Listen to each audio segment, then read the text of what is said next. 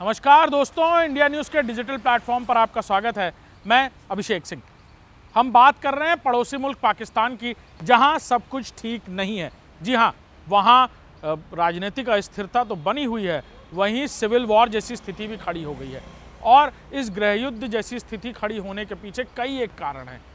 सबसे बड़ा कारण बलूचिस्तान अलग देश बनना चाहता है पाकिस्तान से हटकर। लगातार बलूचिस्तान लिबरेशन फोर्सेस एक के बाद एक पाकिस्तानी कॉन्वॉयज आर्मी के बेसिस पर अटैक कर रहे हैं। हाई प्रोफाइल किलिंग तक पहुंच गया ये मामला। वहीं टीटीपी तहरीक तालिबान पाकिस्तान की तरफ से भी एक जंग छेड़ दी गई है। तहरीक तालिबान पाकिस्तान के प्रमुख नूर वली अहमद की तरफ से बाकायदा एक वीडियो जारी किया जाता है, जिसमें वो कहते हैं कि अब हमें पाकिस्तान की आर्मी के खिलाफ आत्मघाती हमले, जिहाद करना पड़ेगा। और ये लड़ाई तब तक रहेगी जब तक पाकिस्तान की आर्मी टीटीपी के सामने झुकती नहीं।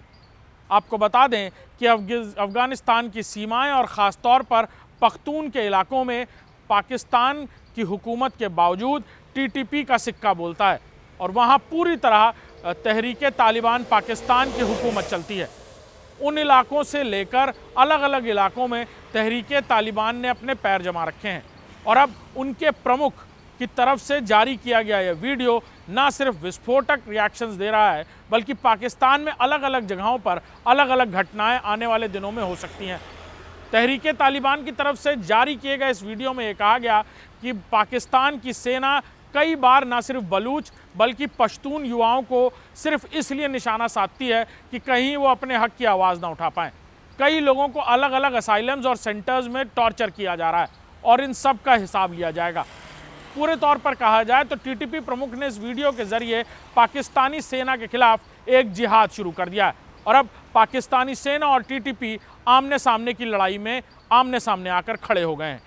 वहीं देखना होगा कि इस आर पार की लड़ाई के नतीजे क्या होते हैं, जब एक तरफ पहले से ही बलूचिस्तान की मांग पाकिस्तान में सर चढ़कर बोल रही है और ना सिर्फ बलूचिस्तान लिबरेशन फोर्सेस बल्कि बलूचिस्तान से ही आज़ादी से जुड़े हुए कई सारे संगठन अलग अलग हमले करते हुए पाकिस्तान में ही नज़र आ रहे हैं, जिसकी वजह पूरी तरह गृहयुद्ध में तब्दील होती नज़र आ रही है।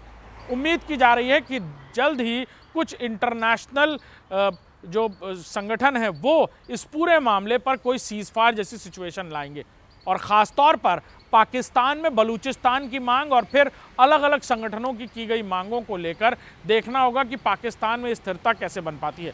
वहीं इन सारी चीज़ों की वजह से पाकिस्तान में महंगाई भी आसमान छू गई है।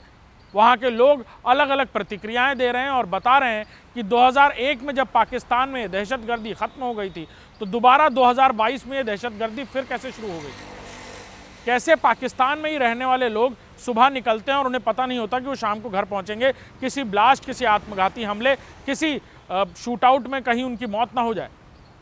पाकिस्तान में इस अस्थिरता की जो बात है, इसको लेकर इंटरनेशनली भी ये चर्चाएं तेज़ हो गई हैं और ऐसा उम्मीद की जा रही है कि पाकिस्तान जब तक बलूचिस्तान को लेकर कोई फैसला नहीं लेता और अंदरूनी संगठनों के साथ कोई तालमेल या बातचीत स्थापित नहीं करता, तब तक ये लड़ाई यूं ही चलती रहेगी। लेकिन फ़िलहाल पाकिस्तान के लिए एक बड़ी परेशानी टीटीपी बन गया है, जो अब पाकिस्तानी सेना और टीटीपी के बीच आर पार की लड़ाई में तब्दील हो गया है।